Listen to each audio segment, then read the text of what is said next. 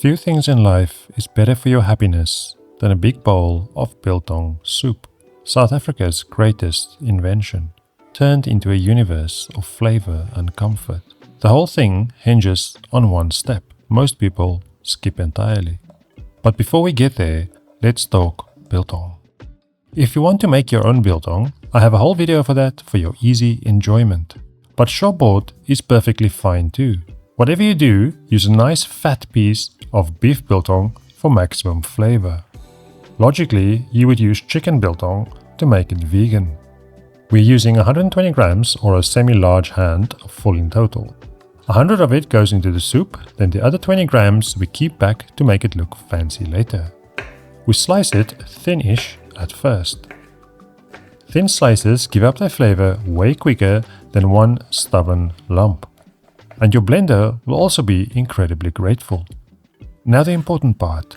Into a pot goes 600 grams or 2.5 cups of beef stock.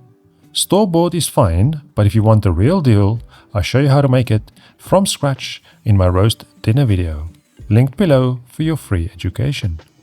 Warm the stock and biltong until it's just about to simmer, then off the heat, and let the two move in together for at least 30 minutes, or longer if you've got the time.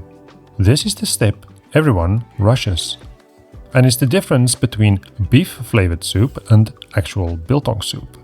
The biltong softens, the stock becomes biltongy, and none of it gets thrown away. It all stays and it blends into the soup later on. While that's getting acquainted, we toast our spices in a dry pan on medium heat, the two base spices that makes biltong taste like biltong. 2 grams or a teaspoon of whole black peppercorns, along with 3 grams or a teaspoon of coriander seeds, that's the seed, not the leaf, which is also known as soap plant or cilantro. Different thing entirely. Toast them until they're fragrant and just starting to smell a little bit nutty. A minute or two moving them around continuously will do. Then grind them in a spice grinder or a pestle and mortar. But if you have neither, no need to cry. A heavy pan and a cutting board will work just fine. Toasting whole and grinding fresh gives you 10 times the aroma of the pre-ground stuff sitting in your cupboard since the coronation. Indiscriminately dice 1 large onion, about 150 grams worth, as well as crush 3 cloves, roughly 12 grams of garlic. Place the pot on medium heat and add a touch of olive oil. Sweat the onions and garlic, making sure not to brown them.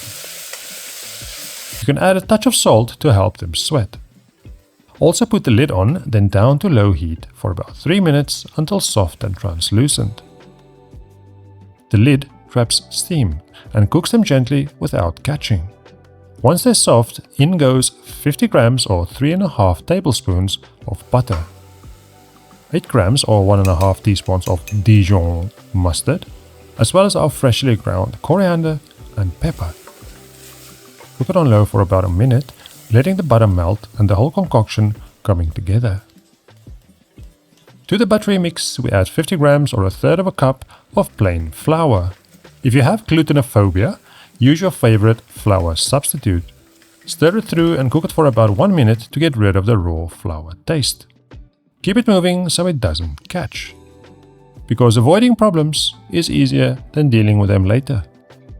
Now we add the infusion, biltong and all, a little bit at a time, stirring well between each addition, bit by bit, so the base, or roux as you call it, takes it in smoothly, instead of going lumpy and looking funny.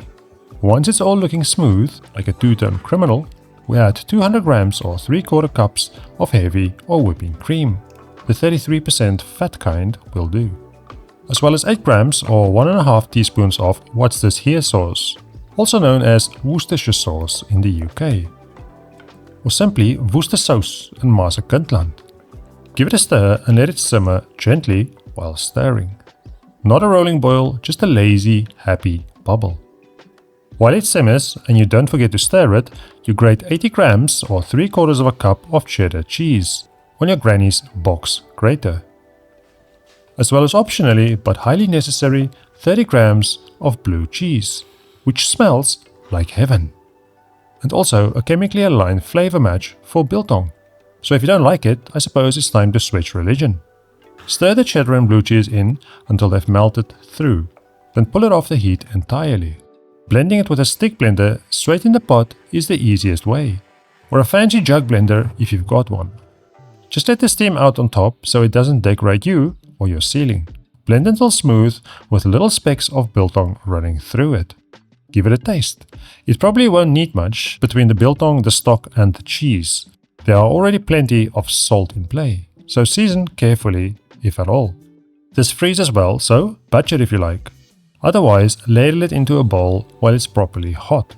Take the 20 grams of biltong we keep back and then slice it as thin as you can and pile a generous little nest of it somewhere close to the middle. A final grinding of black pepper, but before you go and do any of that, go live a happy life.